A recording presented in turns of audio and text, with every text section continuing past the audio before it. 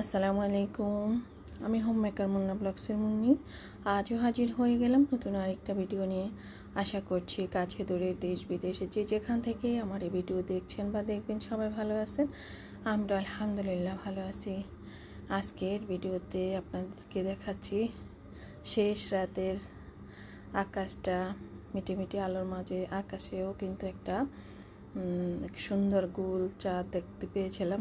আর অবশ্য তখন অজু করে আমি বারান্দায় গিয়েছিলাম হাত মুখ মুছবো বলে, তখনই দেখতে পেলাম গোল একটা চাঁদ আকাশের মধ্যে। আর পরিবেশটা এত সুন্দর ছিল, খুব একটা ঠান্ডা একটা হাওয়া দিচ্ছিল। তো অনেকক্ষণ দাঁড়িয়েছিলাম। আর অজু করার পর কিন্তু আকাশের দিকে তাকিয়ে কলেমা শাহাদাত পড়তে হয়, তো যা অনেকে আমরা জানি, তো সেটাও পড়তেছিলাম আর আকাশের দিকে তাকিয়েছিলাম। তো তখনই আবার ভাবলাম যে একটু ভিডিও করি আপনাদের সাথে শেয়ার করব। আর ভিডিওটা তো কোনো না কোনো সময় শুরু করতেই হয়, তো ভাবলাম যে এখনই করে ফেলি। তো তার জন্য একটু ভিডিও করে নিলাম। তারপর চলে আসলাম রুমে, নামাজে দাঁড়ালাম। খান সাহেবকে জাগিয়ে দিলাম, উনি অবশ্য ওয়াশরুমে ছিলেন অজু করার জন্য, উনিও গিয়েছিলেন। তো অজু করে দুজন মিলে একসাথে তাহাজ্জুদের নামাজটা আদায় করে নিলাম। তারপরে যথারীতি সেহরি খেলাম। তারপরে গিয়ে ফজরের নামাজ আদায় করে শুয়ে পড়লাম। তারপরে আবার উঠলাম সকালবেলা সেই গতানুগতিকভাবেই, কারণ এখনকার রুটিনটা তো আবার 1 মাসের জন্য অন্যরকম হয়ে গেল।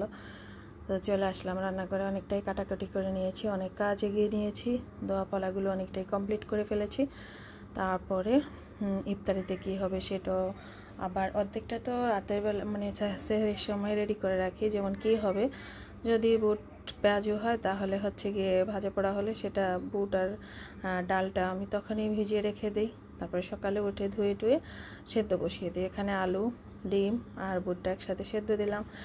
লম্বালম্বিভাবে কাটা আলুও দেখালাম, সেটাও সেদ্ধ বসিয়ে দিয়েছি। সেটা দিয়ে হবে গিয়ে পটেটো ওয়েজেস। আর এখানে মশারির ডাল আর খেসারির ডাল একসাথেই অবশ্য আমি মিশিয়ে নিয়েছিলাম পেঁয়াজু করার জন্য।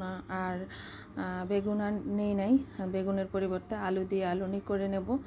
আর গিয়ে একটা ডাব দিয়েছিল বাড়ি থেকে আম্মা, তো সেদিন মাইন্ড গিয়েছিল, তো তখন সেই ডাবটা দিয়ে ভাবলাম একটা পুডিং তৈরি করব। নারকেলও দিয়েছিল সাথে, তো ডাবটার আসলে ডাব ছিল না তখন, ততক্ষণে নারকেল অনেকটা হয়ে গিয়েছে, তো তার জন্য সেটা খান সাহেব কেটে দিচ্ছিল। আর খেলে অবশ্য একজনই খেয়ে ফেলতে পারতো যে পরিমাণ পানি হয়েছিল, তো ভাবলাম সেটা দিয়ে একটু পুডিং তৈরি করব। আর এই যে এখানে থালা প্লেট কিন্তু অনেকটাই ধুয়ে ফেলেছি তার আগে, তারপরেও কিন্তু আবার এতগুলো হয়ে গিয়েছিল। তো পুডিংয়ের জন্য আমি ডাবের পানিটা চুলায় দিয়ে দিয়েছিলাম। আর যেহেতু পরিমাণ একটু কম ছিল, সাথে একটু পানিও দিয়েছিলাম। আর নারকেল হয়ে যাওয়াতে একটু পানিটা একটু ঝাঁজ বেশি ছিল, যার জন্য পানিটা দিলেও আলগা পানি দিলেও কিন্তু মনে হয় না যে আমি এটা ডাবের পুডিং না বা অন্য কিছু বানাচ্ছি বা কোনো হেরফের ছিল স্বাদের। তো স্বাদ মতো সামান্য একটু লবণ দিয়ে দিয়েছি। তারপর গিয়ে 2 টেবিল চামচ চিনি দিয়ে দিয়েছি। আর দিয়ে দিলাম 1 চা চামচের থেকে একটু কম গিয়ে আগার আগার পাউডার। তারপরে এটা উতলে নেব।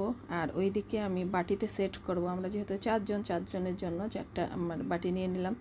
তো আর নারকেল তো হয়ে গিয়েছে, ডাব ছিল না ততক্ষণে, তো নারকেলটাকে আমি একটু পাতলা পাতলা করে কেটে নিয়েছিলাম, একদম বাটির নিচে দিয়ে দেব। আর তাহলে দেখতে একটু সুন্দর দেখাবে আর খাওয়া হয়ে যাবে।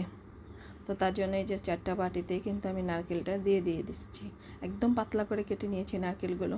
আর একটু একটু করে আমি প্রথমে ডাবের যেই ফুটানো পানিটা সেটা দিয়ে দিচ্ছি, তাতে এটা যদি জমাট বেঁধে যায় তাহলে উপর থেকে পরে আবার যখন ঠান্ডা করে নেব পানিটাকে তখন দিয়ে দিব। তাহলে আর যেভাবে সেট করেছে ঠিক সেভাবেই থাকবে, নয়তো আবার উপরে উঠে যাবে। তাই তো অল্প একটু একটু দিয়ে পানি দিয়ে আমি প্রথমে বাটিতে দিয়ে দিলাম। তারপরে শক্ত হয়ে যাওয়ার পর বাকিটা কিন্তু আমি দিয়ে দেবো। আর এই ফাঁকে আমি কিন্তু অন্যান্য কাজ করতেছিলাম, তাই তো দেখেন বসে গিয়েছে। তো এবার এই পানিটাও দিয়ে দিচ্ছি।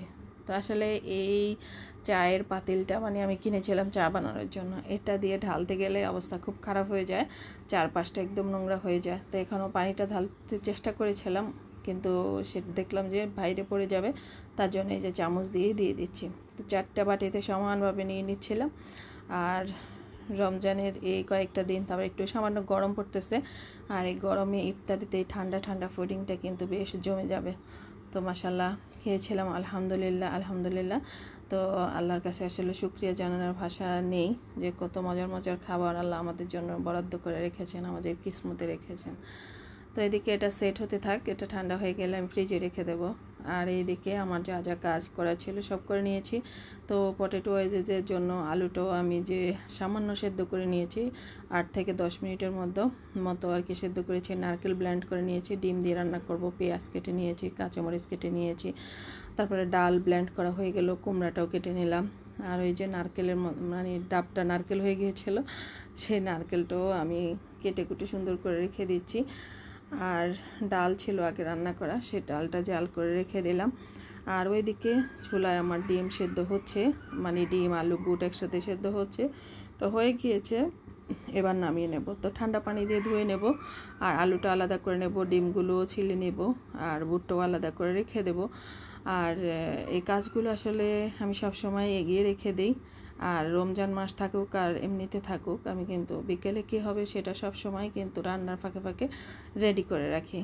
তো এখন তো রমজান মাস, সেটা তো একটা নির্দিষ্ট শিডিউলের মধ্যেই কাজটা শেষ করতে হয়। তাই তো ঠান্ডা পানি দিয়ে ভালোভাবে ধুয়ে নিয়েছি। আর ডিমগুলো কিন্তু আমার আগেরই ধোয়া ছিল। অনেকে হয়তো ভাববেন যে আমি হাঁসের ডিম আর আলু টালু একসাথে সেদ্ধ করে দিয়েছি।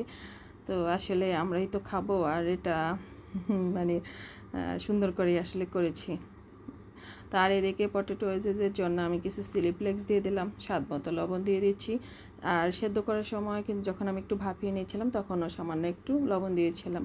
তো তার জন্য একটু বুঝে শুনে লবণটা দিতে হবে। তারপরে দিয়ে দিলাম একটু হলুদের গুঁড়া, আর দিয়ে দিচ্ছি জিরা, ধনিয়ার গুঁড়া, আর একটু গরম মশলা পাউডার দিয়ে দেব। আর দিয়ে দিব হচ্ছে গিয়ে চালের গুঁড়া, আর হচ্ছে গিয়ে একটু আটা দিয়ে মেখে রেখে দেব। তো আমি কিন্তু এখন আর পানি দেব না।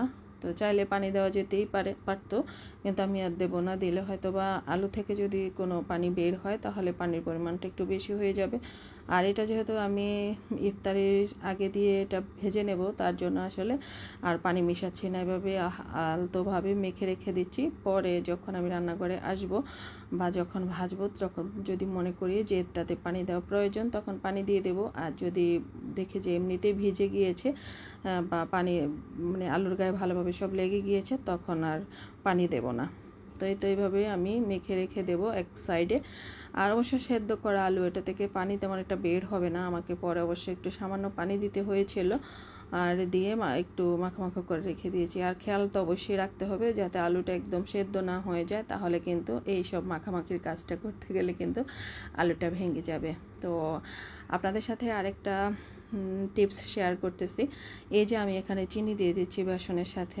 তো সব ধরনের মশলাই দিয়ে দিয়েছি, বেসন রেডি করতে যা যা লাগে আর কি সব কিছুই দিয়ে দিয়েছি। আর এটা অবশ্যই যার যার পছন্দ মতো, অনেকে হয়তো বা মানে গরম মশলা খায় না বা রসুন পেস্ট খায় না, বা এক একজনের এক একভাবে করে থাকে। তো আমি এখানে কিন্তু গরম মশলা, হলুদ, জিরা, ধনিয়ার গুঁড়া, তারপর মরিচের গুঁড়া, তারপরে লবণ, আর হচ্ছে গিয়ে একটু রসুন পেস্ট দিয়ে দিয়েছি। আদা পেস্ট কাছে ছিল না, নয়তো সেটাও দিয়ে দিতাম। তারপরে দিয়ে দিয়েছিলাম কিন্তু একটু চিনি। আর এই চিনিটা দিলে কি হয়, আপনি যদি বেগুনিগুলো ভাজেন বা আলুনি ভাজেন বা চপ ভাজেন, যেটাই ভাজেন, অনেকক্ষণ পর্যন্ত ক্রিস্পি ভাব থাকবে এবং ফুলকো ফুলকোও হবে। তো তার জন্য এই সামান্য একটু চিনি দিতে চেষ্টা করবেন। তো আমি এখানে 1 কাপ বেসন নিয়েছি, তার সাথে কিন্তু আমি 1 চা চামচ চিনি দিয়ে দিয়েছি। আর এদিকে এই যে দেখেন সব কিছু আমার রেডি। আমি এইসব রেডি করে রেখেই কিন্তু রান্নাঘর থেকে বের হয়ে যাবে। আর বেসনটা কিন্তু আমি একদম পুরোপুরিভাবে গুলিয়ে নেই, পরে লাগলে পানি দিয়ে দেব, অবশ্যই লেগেছিল। আর এদিকে দেখেন আমার টেবিল কিন্তু সাজানো হয়ে গিয়েছে। আমি এভাবে ঢাকনা দিয়ে রেখে গিয়েছিলাম। আর যেটা ফ্রিজে রাখা সেটা অবশ্যই ফ্রিজে রেখে দিয়েছি। তো আমার আলুগুলো আমার কাছে মনে হচ্ছিল যেন একটু বেশি সেদ্ধ হয়ে গিয়েছিল, যার জন্য কিছু আলু ভেঙেও গিয়েছিল। তো এই যে এখানে সামান্য একটু হাতে করে পানি দিয়ে আমি আবারও আলুগুলো মেখে নিয়েছিলাম। তো আগের আমার তেল ছিল কড়াইতে, আমি যে গত ভিডিওতে আপনাদের সাথে শেয়ার করেছিলাম লুচি বানিয়েছিলাম, তো সেই তেলের মধ্যে কিন্তু আমি এই ওয়েজেসগুলো ভেজে নিচ্ছি। আর এই যে দেখেন ভাজা কিন্তু খুব সুন্দর হয়েছিল, খুব ক্রিস্পিও হয়েছিল, খেতে ভালোই লেগেছিল। তো একবার ভাজা হলো, আবার দ্বিতীয় বেচটাও ভেজে নিচ্ছি। তো মাঝে মাঝে এই ধরনের আইটেমগুলো আসলে ঘরে যদি থাকে, বাচ্চাদের জন্য টেনশন করতে হয় না। টিফিনে বা এমনিতে নাস্তায় কিন্তু এই ধরনের মানে এইসব জিনিসগুলো ভেজে নিলে কিন্তু মন্দ হয় না। আর অবশ্যই মাঝে মাঝে একটু ব্যতিক্রম তো কিছু করতেই হয়, তো তার জন্য চেষ্টা করি প্রতিনিয়ত, যেহেতু ওরা রোজা রাখে তো ওদের জন্য মানে প্রতিনিয়তই কিছু না কিছু নতুনত্ব আনার জন্য ইফতারিতে। তো এখানে বেলের শরবতটা মেয়েই রেডি করে নিয়েছিল, আর এই যে পটেটো ওয়েজেস সেটাও ভাজা হয়ে গিয়েছিল, আর ছিল খেজুর, ক্ষীরাই, বুট আর নারকেল ছিল, তারপর পুডিং ছিল, পেঁয়াজু, আলুর চপ, তারপর হচ্ছে গিয়ে কুমড়ানি ছিল। তবে কুমড়ানিটা কিন্তু খেতে দারুণ লাগে। শেখ হাসিনা তো চলে গিয়েছেন, ওনার রেসিপিটা আমাদের জন্য রেখে গিয়েছেন, সেই রেসিপি অনুসারে বানিয়ে নিলাম। মাশাল্লাহ খারাপ না, ভালোই হয়েছিল। আর এই যে পুডিংটা কিন্তু খুব সুন্দরভাবে সেট হয়ে গিয়েছে। আর এই বাটিতে হয়তো বা কেন নড়াচড়া করতেছিল, আমি তো ভেবেছিলাম মনে হয় বসেই না, তার জন্য আবার একটু হাত দিয়ে চেপে রেখে দিয়েছিলাম। তাই তো আমি আসলে পুডিংটাও সাদা, আর একটা সাদা বাটিতেই নিয়েছি, যার জন্য আসলে ভালোভাবে আপনাদেরকে বোঝাতে পারতেছি না যে পুডিংটা দেখতে কেমন হয়েছিল। তো যাই হোক, মাশাল্লাহ আলহামদুলিল্লাহ খেতে কিন্তু ভালোই হয়েছিল। ঠান্ডা ঠান্ডা রমজানের ইফতারিতে এই ধরনের খাবারটা আসলে বেশ ভালো লাগে। তো এই তো সুন্দর মতো জমে গিয়েছে, আমরা সবাই মিলে খেয়ে নেব। আর যেহেতু রমজান মাস, আর দিনের বেলায় হয়তো বা আপনারা আমার ভিডিওগুলো দেখবেন, যারা রোজাদার আছেন তাদের জন্য হয়তো বা একটু সমস্যা হতে পারে, যার জন্য আমি খাওয়ার অংশটুকু দিচ্ছি না। তা আজ এই পর্যন্তই, সবাই ভালো থাকবেন। আল্লাহ হাফেজ, আসসালামু আলাইকুম।